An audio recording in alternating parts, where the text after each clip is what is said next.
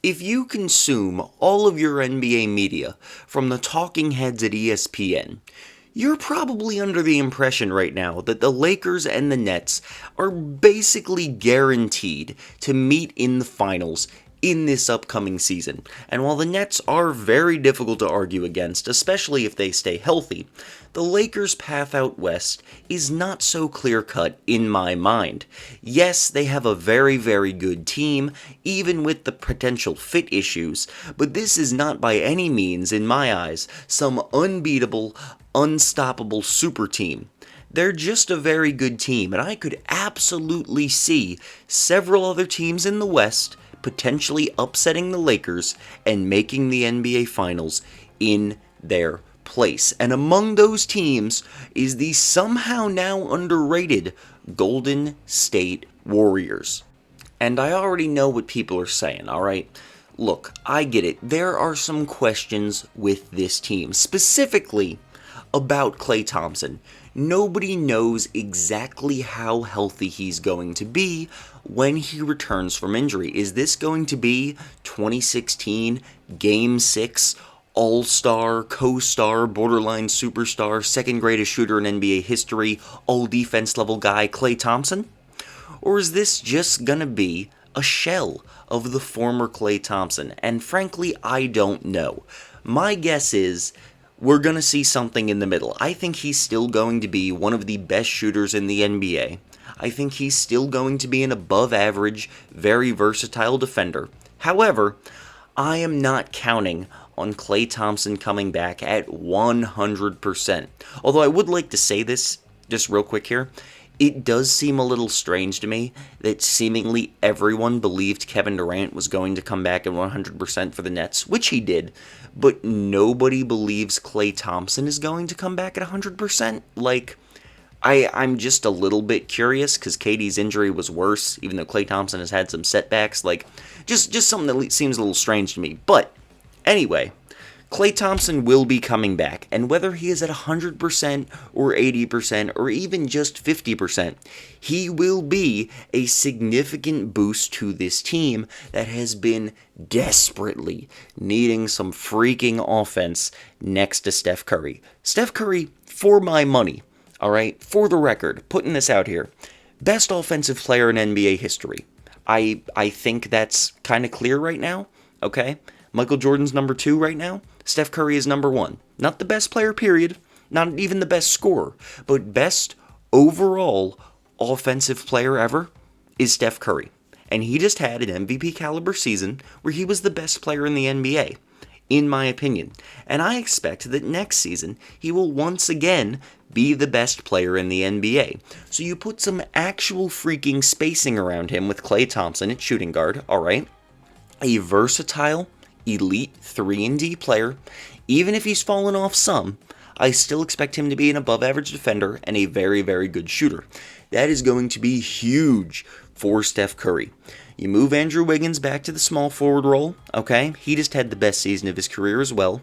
Yeah, he's not an amazing offensive player, but he has improved a bit, and his defense was just all defensive team level. Draymond Green at power forward. You all know what he does. He's a good, secondary playmaker. The dude is a beastly defender, and on offense, he does just enough to not be the worst offensive player in the league, and I think with Klay Thompson back, he's going to improve because he's really a ceiling-raising player, not so much a floor raiser. And then at center, you've got James Wiseman or Kevon Looney. They're just role players, whatever you want to say. But right now, at your wing positions, you have 3 of the most versatile, switchable players in the entire NBA. And if that's not enough for you, if you still don't trust just James Wiseman at center because of his defensive issues, okay, put him on the bench, play Draymond Green at center, and plug Otto Porter there into the power forward role because the Warriors got him on an incredibly cheap, I believe it was a minimum contract for Otto Porter, and even though this dude certainly wasn't worth the $25 million he was making before, he is still a versatile, decent 3-and-D player. So you've now got 4 dudes who are 6'7", 6'8", can switch to anywhere on the floor basically except true centers, and you're going to have one of the best defenses in the NBA. You really are. And the offense has improved because Klay Thompson's coming back. James Wiseman's going to improve again. Draymond Green gets better on offense, the better players that are around him. Otto Porter can hit a three. We don't exactly know what Kuminga can do yet, but I think he will be usable off the bench, especially on defense. It's another versatile defender you can throw out there. And Steve Kerr is a master at hiding Steph Curry and his mild defensive issues. He is not nearly as bad on defense as most people believe, but I'm not going to sit here and pretend he's some great defender by any means. He's still a small guard. So, 4 incredible versatile wing defenders you can throw out there at once, plus the greatest offensive player in NBA history. That sounds like a freaking finals team in my mind, and I know people are high on the Lakers, okay? I'm not saying the Warriors should be the favorites or anything, but I still think this Lakers team is going to get their asses kicked as soon as they face a zone in the playoffs. And what better team to throw a zone at the Lakers than a team with 4 versatile wing defenders in Klay, Wiggins, Green, Otto Porter, maybe even Kuminga if he proves to be that good already. This is a deep team now. They got Jordan Poole coming off the bench. Damon Lee's not great, but he can come off there. Kuminga, I do think, will be a usable player. Looney, of course, is a role player that's been at center on this team for a while. And Otto Porter also coming off at the forward position. He can start if you're running a small ball death lineup. And I believe they also got Andre Iguodala back, who... not really sure how useful he is at this point in his career, but definitely a guy they can try to throw out there as another big body when need be, at least for 10 minutes a game.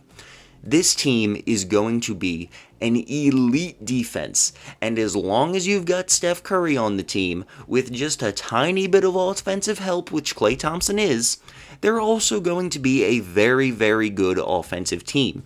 I would be beyond shocked to see this team not make the playoffs, and even though I can't really guarantee yet that they're making out the first round, we do need to see how good Klay Thompson is.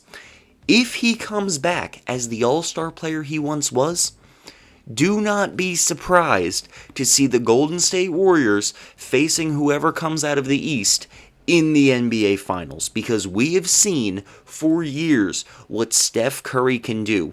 People seem to forget, Kevin Durant was not on this team when they won 72 games.